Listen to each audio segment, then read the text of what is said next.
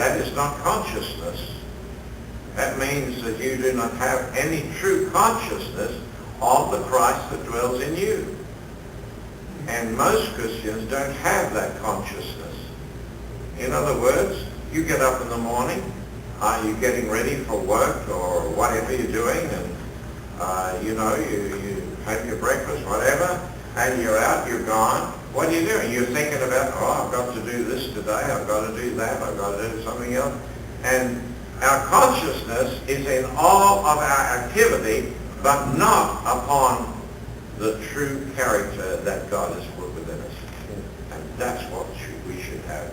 This new consciousness is a consciousness upon the Christ. Because if you want to birth that Christ, which is what we have to do, then our consciousness must be centered and focused upon Him. Okay. That means, and you see, you need to understand that your spirit is always free. You can be working in the garden. You women, you can be doing your washing or swabbing the floor or whatever, but your spirit is free. Yeah. Therefore, it's no problem to have a consciousness that is focused upon the spirit, because your spirit is always free. Yeah. I mean, in my working years, where you're doing machinery, machine working and so on, and you have to watch everything, and you're dealing in thousandths of an inch and so on. You have to be careful what you're doing, and you think you're rolling. But you see, my spirit was always free. I didn't know it then. In those days, I didn't know that. But I know it now. I can be doing anything now, but there is a consciousness of that Christ dwelling in me. Okay. So now, he said, I'm going to establish my covenant with the covenant son, which is Isaac. All right, chapter 18. The Lord appeared unto him in the plains of Mamre, and he sat in the tent door in the heat of the day, and lifted up his eyes, and there were 3 men there. 3 men coming to visit. And somehow he knew that they were on divine business. They were sent of the Lord. And so he said, well, please, just stop. Don't go on. Let me go and get something to eat for you. I'm going to get some water, and I'm going to come and wash your feet, and just sit down and relax. So these 3 men sat down and relaxed. And he got the food and everything, and they had quite a nice little fellowship together.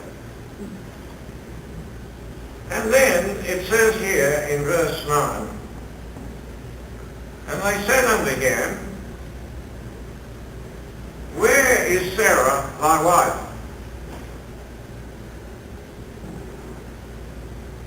And Abraham said, she's over there in the tent.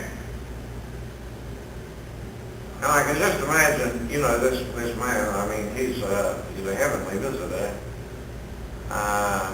Your wife is in the tent.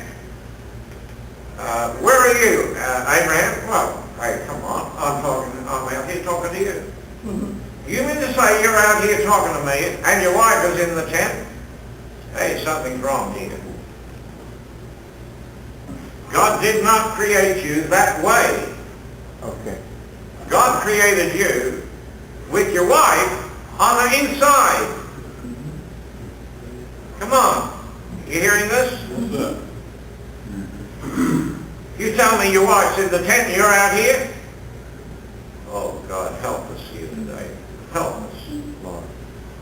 God never created your wife out there. This is our problem. Oh, Lord. I can see the machinery is really spinning.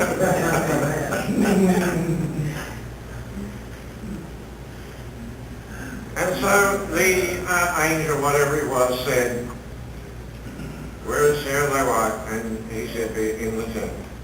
And he said, I will certainly return unto thee according to this time, the time of life, and Sarah thy wife shall have a son.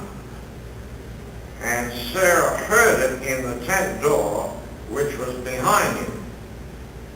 Now Abram and Sarah were old and well stricken in age, and ceased to be with Sarah after the manner of women. Therefore Sarah laughed within herself. Said, this is going to be a joke. I'm 90 years old, and this man is telling me I'm going to have a child. Well, I got news for you, Sarah, but you better come out here with you, because you're not going to work in there. It's not going to work while you're in the tent and I'm out here. Okay. So I want you to come out here and be where you're supposed to be. So Abraham had to learn a lesson, and that was that he is spirit. Yeah. And so are you. And if you are spirit, then you are male and female functioning together. And your wife is on the inside, Amen. not on the outside. Amen. Now, when you get in a hold of this, and I don't expect in 5 minutes you to grab this, but I'm sure you're not going to get this out of your mind. You're going to have to work this thing through by the Spirit of the Lord teaching you. But listen, you see, the female was never taken out of battle. That was an allegory. You've got to get it into your head. You have never been separated from God. The male and the female have always been together in you.